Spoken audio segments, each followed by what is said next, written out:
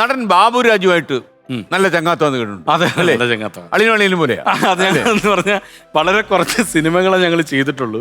പക്ഷെ ഞങ്ങൾ ചിലത് നമ്മൾ പെട്ടെന്ന് നമ്മളങ്ങ് ഒരു ബോണ്ടാവുള്ളൂ സാർ. നമ്മൾ എവിടെ വെച്ചും കണ്ടു കഴിഞ്ഞാൽ നമുക്ക് ചേട്ടാ എന്ന് വിളിക്കുമ്പോൾ നമുക്കറിയാം ഇത് ഞങ്ങളിന്ന് പൊളിക്കും. അങ്ങനെ ഒരു വൈബ് ഉണ്ടായിട്ടുള്ള ഒരാളാണ് ബാബുച്ചേട്ടന്റെ കാര്യം പറഞ്ഞു കഴിഞ്ഞാൽ. ഉത്സാഹ കമ്മിറ്റി സിനിമയുമായിട്ട് ബന്ധമുണ്ടോ? ഉത്സാഹ കമ്മിറ്റി സിനിമയായിട്ട് ബന്ധമുണ്ടെന്ന് പറഞ്ഞു കഴിഞ്ഞാൽ അത് ഈ വേദിയിൽ പറയാമെന്ന് എനിക്ക് അറിഞ്ഞുകൂടാ. അപ്പൊ ഉത്സാഹ കമ്മിറ്റി എന്ന് പറഞ്ഞ സിനിമ കുട്ടിക്കാനത്താണ് അതിന്റെ ഷൂട്ടിംഗ് തുടങ്ങിയത്.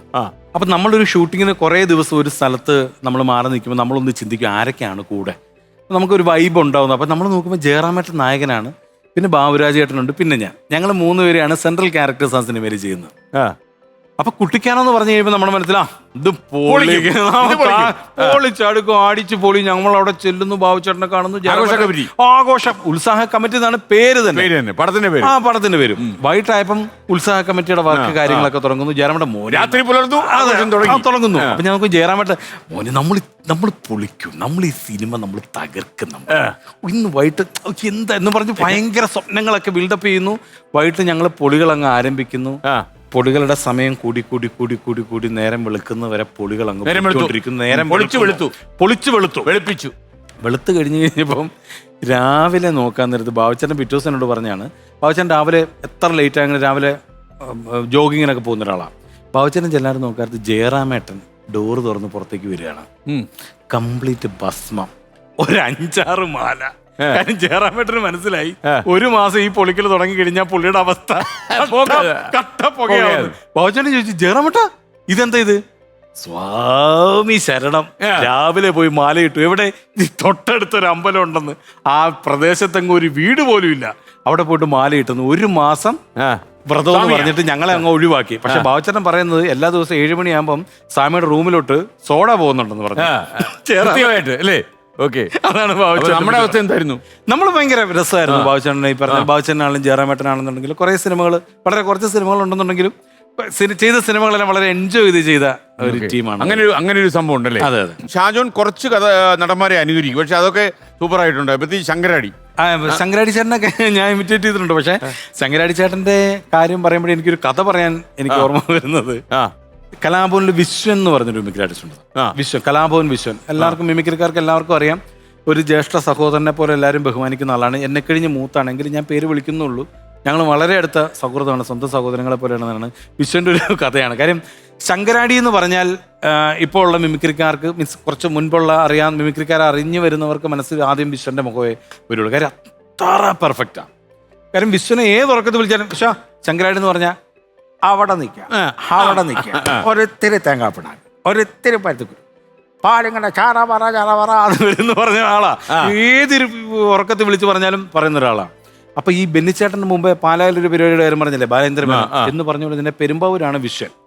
അപ്പൊ വിശ്വൻ ആ സമയത്ത് വിശ്വന്റെ വൈഫ് സുജയായിട്ട് പ്രേമമൊക്കെ ഉള്ളൊരു സമയമാണ്. അപ്പൊ അവിടെ പെരുമ്പാവൂരൊരു പ്രോഗ്രാം. അപ്പൊ പെരുമ്പാവൂർ പ്രോഗ്രാം ചെയ്ത് കഴിഞ്ഞപ്പോൾ വിശ്വൻ അല്ലെങ്കിൽ ഞങ്ങൾ ഇവനെ ഈ ശങ്കരാടി പറയാൻ മാത്രമേ കയറ്റാറുള്ളൂ. പിന്നെ 1-2 സ്കിറ്റിനൊക്കെ ഉണ്ട്, പിന്നെ ഋതം നന്നായിട്ട് തബലയൊക്കെ ചെയ്യുക, അങ്ങനെ കയറ്റാറുള്ളൂ. അപ്പൊ ഈ സുജ ഫ്രണ്ടിൽ വന്നിരിക്കുന്നത് കണ്ടു കഴിഞ്ഞപ്പോൾ ഇവന് ശങ്കരാടി പറഞ്ഞ് ഭയങ്കര കയ്യടി.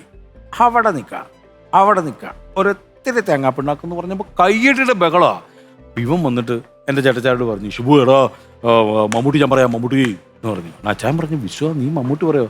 പിന്നെ മമ്മൂട്ടി പറയാം, സുചരിക്കല്ലേ മമ്മൂട്ടി പറയാം, ഞാൻ പറയില്ലേ മമ്മൂട്ടി പറയില്ലേ എന്ന് പറഞ്ഞു. അച്ഛൻ പറയാം എന്നാ ശരി പറയാന്ന് പറഞ്ഞിട്ട് ഇവനെ കയറ്റിവിട്ട് ഞങ്ങളെല്ലാവരും സൈഡിൽ വന്ന് ഇങ്ങനെ നോക്കി നിൽക്കുക. എങ്ങനെ മമ്മൂട്ടി? അപ്പൊ ആ സമയത്ത് വാത്സല്യം കത്തി നിൽക്കുന്ന സമയമാണ്. ഇവൻ ഇങ്ങനെ വന്ന് സുജേനെ ഇങ്ങനെ നോക്കി, സുജ ഇങ്ങനെ കൈയടിക്കാൻ റെഡിയായിട്ട് നിൽക്കുക. ഇവൻ വന്നിട്ട് മേലേടത്തിലാകുമെന്നാര് ചേട്ട തന്നെ ആരും മിണ്ടുന്നില്ല. ഒരു കൂവൽ അങ്ങോട്ട് തുടങ്ങിയിട്ട് എല്ലാരും ഞെട്ടി നിൽക്കുക. ഉടനെ വിശ്വന് ഒരു സെക്കൻഡ് ഒന്ന് സ്റ്റക്കായിട്ട് ജപ്തി ചെയ്ത് പടിയിറങ്ങുന്ന കാണാൻ പാടില്ല എന്ന് പറഞ്ഞ് കുഞ്ഞമാമ ഇവിടെ നിന്ന് ഇറങ്ങി. ഒരിത്തിരി തേങ്ങാപ്പിണ്ണാക്ക് അവിടെ വീണ്ടും നേരെ ശങ്കരാടി, നേരെ മമ്മൂക്കയുടെ വോയിസ്, നേരെ ശങ്കരാടി കൈയടിച്ച് അന്ന് സുജ പോയതാ. പിന്നെ ഞങ്ങൾ കുറെ സംസാരിച്ചിട്ടാണ് ഇപ്പൊ കല്യാണം കഴിഞ്ഞൊരു മോളൊക്കെ ആയിട്ട് സുഖമായിട്ട് ജീവിക്കുന്നു. കുഴപ്പമില്ല. ഈ ഒരു പടം കാണിച്ചു. ശരി. ഇത് കലാഭവന്റെ വേൾഡ് ടൂറാണ്. ഇതെവിടാ ഇത് കലാഭവന്റെ ഒരു വേൾഡ് ടൂർ ഞങ്ങള് 99-2000 ആബേലച്ചനും ഒക്കെ ആയിട്ടൊരു 10-12 രാജ്യങ്ങളിൽ പോയിരുന്നു. ആ ആലപ്പുഴ കൊണ്ടിറങ്ങി പോലീസ് ആളാ നിക്കുന്നത്. അതങ്ങനെ ഓപ്പൺ ആയിട്ട് സാർ പറയല്ലേ. പ്രചോദനം ഇപ്പോഴും ഒരു മാറ്റമില്ല കേട്ടോ.